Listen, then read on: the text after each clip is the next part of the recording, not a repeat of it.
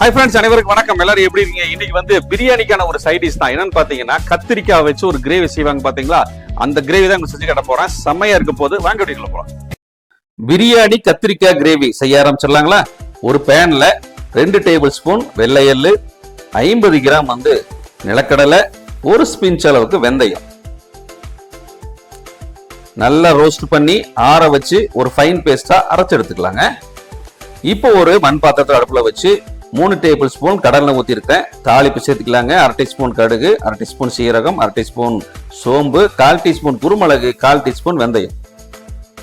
பொரிய ஆரம்பிக்கும் போது கொஞ்சமா கருவேப்பிலை, 100 கிராம் நறுக்கின வெங்காயம், வதங்கினதுக்கு அப்புறமா 150 கிராம் தக்காளி. இப்ப இந்த பக்கம் அடுப்புல ஒரு 50 ml ஆயில் போட்டு கத்திரிக்காய் அதில் சேர்த்து வதங்கிட்டு இருக்குங்க. இப்ப மசாலா சேர்த்துக்கலாம். கொஞ்சமா மஞ்சத்தூள், 1 டீஸ்பூன் மிளகாத்தூள், 2 டீஸ்பூன் மல்லித்தூள், 2 பச்சை மிளகாய். இப்ப இந்த பக்கம் பாருங்க, கத்திரிக்காய் நல்லா வதங்கிருச்சு. இந்த மசாலா கத்திரிக்காய் சேர்த்துக்கலாம். சேர்த்திட்டு இந்த மசாலாவோட சேர்த்து 2 நிமிஷம் நல்லா வதக்கலாங்க. இப்ப நல்லா மிக்ஸ் ஆயிடுச்சுங்க. நம்ம அரைச்ச பேஸ்ட் சேர்த்துக்கலாம். பேஸ்ட சேர்த்திட்டு கொஞ்சமா தண்ணியும் சேர்த்துக்கலாம். இப்ப மறுபடியும் ஒரு 2 நிமிஷத்துக்கு நல்லா இந்த பேஸ்டோட சேர்த்து வதக்கி விட்டுக்கலாங்க. இப்ப பேஸ்ட் சேர்த்துனதுக்கு அப்புறமா கொஞ்சம் திக்காயிருச்சு. கொஞ்சமா தண்ணி சேர்த்துக்கலாம்.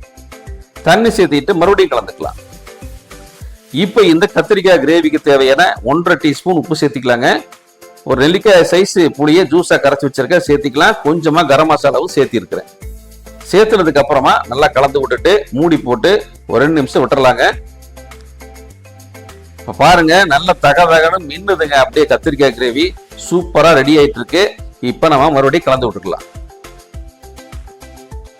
பார்க்கும் போதே சூப்பரா இருக்கு. நல்ல biryani, kuska, chicken biryani, mutton biryani, white rice எல்லாத்துக்குமே இந்த கத்திரிக்காய் கிரேவி செமையா இருக்குங்க. ட்ரை பண்ணி பாருங்க, சூப்பரா இருக்கும். இந்த வீடியோ பிடிச்சிருந்தா லைக் ஷேர் பண்ணிட்டு எல்லாத்துக்குமே ஷேர் பண்ணி விடுங்க. நன்றி, வணக்கம். அடுத்த வீடியோ பார்க்கலாங்களா? பாய்.